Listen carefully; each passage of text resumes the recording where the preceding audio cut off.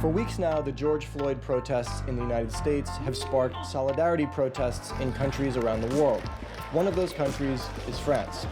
But the demonstrations there are not just about what's happening in the United States.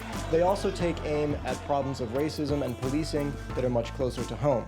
To learn more, I'm joined today by Mathieu Zagrodzki. He's a lecturer on police and sociology at the University of Versailles. Mathieu, thank you for joining us. My pleasure.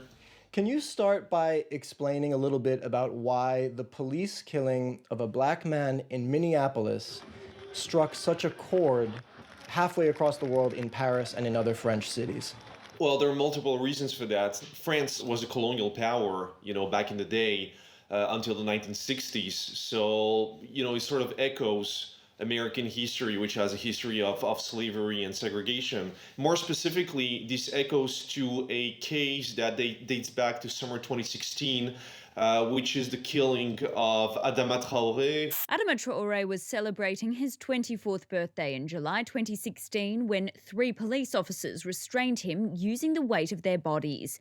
By the time he was delivered to a police station, he was unconscious and could not be revived. So the advocates, the member of the Adama Traoré community, saw there a sort of window of opportunity, saying, okay, this is a global problem in our Western multicultural societies, and the situation in France is kind of similar to what it is in America.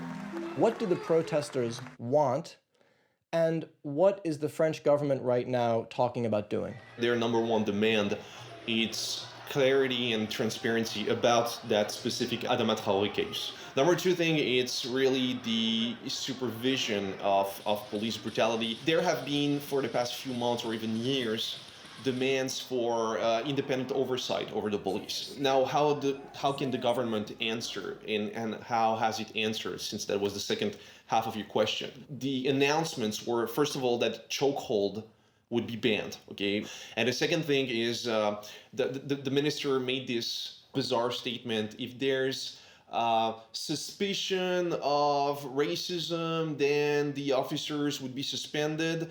So the police unions reacted and said, suspicion, you're supposed to be, innocent until proven guilty. Tell us a little bit more about the Traoré case. I mean, is that seen in France as an outlier or a sort of rare occurrence, or is it seen, more like in the US, where George Floyd was seen as representative of a much wider problem? Well, first of all, it's necessary to talk about numbers, to talk about statistics, and to see the vast discrepancy that exists between France and the United States, and more generally between Europe and the United States, where the levels of police violence are extremely different. Okay, in the United States, you have over 1,000 people killed a year by law enforcement. In France, the number is between 10 and 15 for a population of approximately 70 million people, okay? So we're not speaking about the same proportions. It's more seen like a problem of police-community relations and the necessity to fix some issues about racial discrimination, about negative perceptions of minorities among the police. On ne dit pas que la police américaine est la même. We're not saying the police in France are the same as in the United States, but the deadly techniques used in the United States are the same ones as in some European countries, the same ones that kill the same type of people. Les mêmes types de personnes.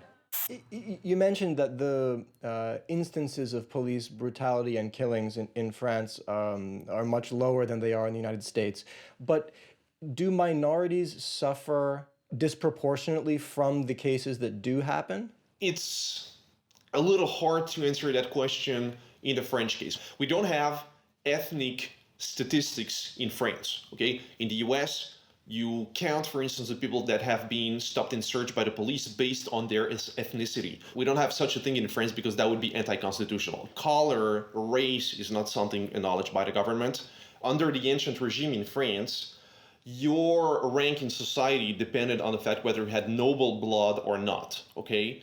The Republic, the establishment of the Republic, was the establishment of equality of citizenship and the fact that your blood, your origin, your descent does not matter, okay? So this is why we're very uncomfortable with dealing with race, identity, and that was reinforced after World War II, because during World War II, the French government held basically files, data about Jewish citizens.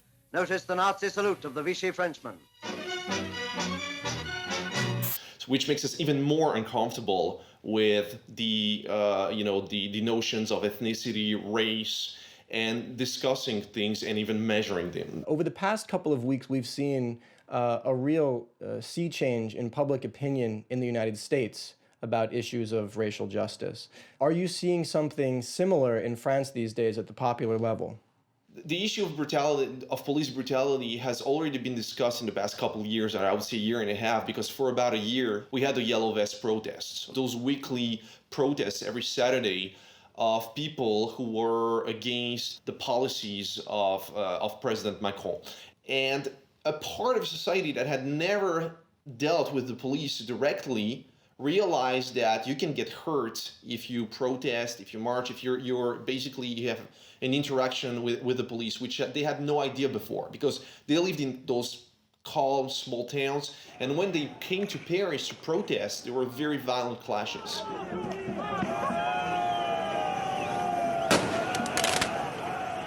Support for the police is relatively high in France. It's not overwhelming, okay? You have about 2/3 of French population that supports the police. But let's remember that 5 years ago, after the terrorist attacks, it was more between 80 and 85%. So the support for the police has been sort of on the decline for the past few months after the Yellow Vest protests, and we can think that the recent events will not necessarily improve things. Mathieu Zagrodzki, thank you so much for joining us. My pleasure.